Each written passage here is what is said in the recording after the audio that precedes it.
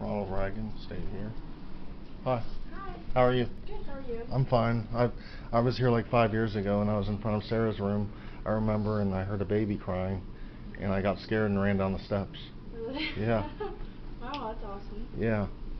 Super cool. My dad. Yeah, like it grew a little louder the longer I was standing there. I was the only one up here. And then I asked one of the people that was the innkeepers here, and the lady told me there was nobody up on this floor. So it was like, wow. That's super crazy. My dad, Yeah. he plays around like investigating stuff. But he had brought a ball up here, like as a trigger object, and he put it on the floor, like right in front of. Like a play ball. Yeah, like a little girl's ball. And it was sitting still. And like he had backed up, and he had a tape recorder. He like played it, and the ball started rolling, like in front of Sarah's room. And like it wasn't the hill because it was like you can tell that. The plane was flat. It was a flat plane. Yeah. Wow, Yeah. that's bizarre. Yeah, it was a few years back, but I remember him telling me that. And the ball moved on its own. Yeah. Huh. Crazy. Wow. That's the oldest hotel in Ohio. Or the oldest inn. Yeah, it's pretty cool. Yeah. Wow, this furniture. Put your hands to work at God's. There must be a union between spirit and wood, spirit and man. Shaker bench.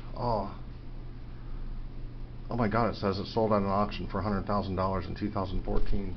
This shaker bench. $100,000 for this bench. Wow. Oh no, I think this is the bench. Wow. Isn't that so cool? $100,000 for a bench. 20th century American furniture maker. Wow. So it must be this bench was $100,000. Nope. No? See, it's got handrails. This one didn't have handrails. Oh. Well then, since that one has handrails, it's probably double, 200,000. I wonder how much this would cost. Probably a lot. Probably more than 20,000, right?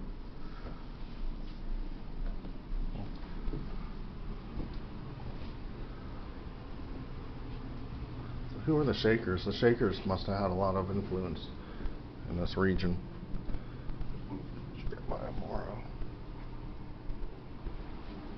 Did you hear that lady? That lady said that the ball moved on its own when he set a tape recorder. I felt someone touch the top of my hair. Maybe it was just the air. I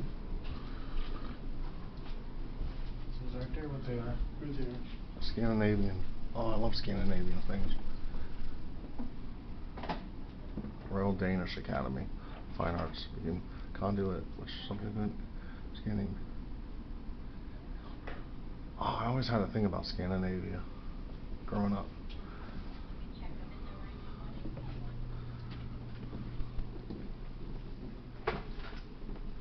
That's pretty wild.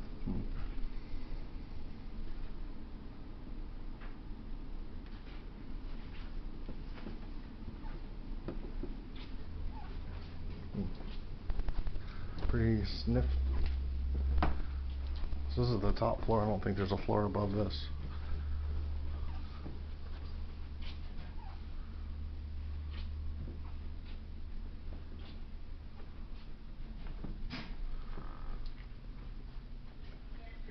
So they put a ball right in front of here and it moves on its own.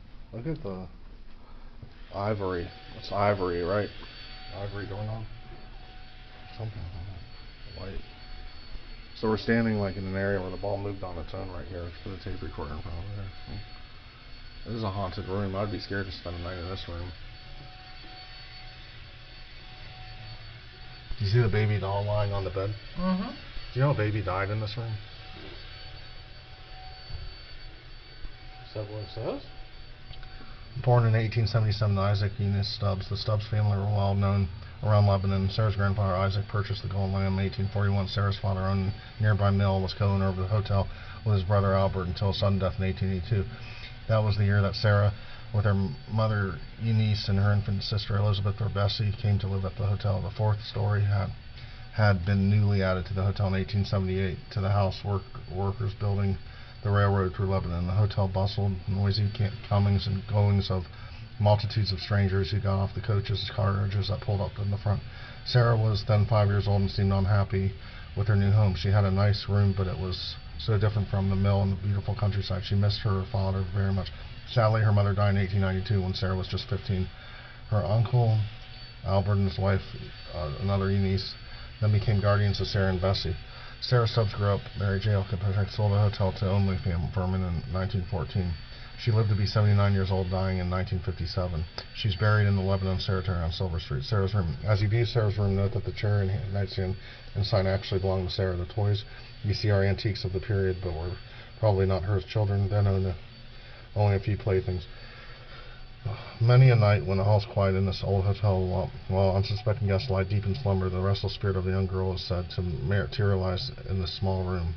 Her name is Sarah Stubbs. Sarah returns to her old home here in the Golden Lamb again and again to give silent but visible witness to her displeasure. For when she first came here to live, she had a different room that she liked very much better.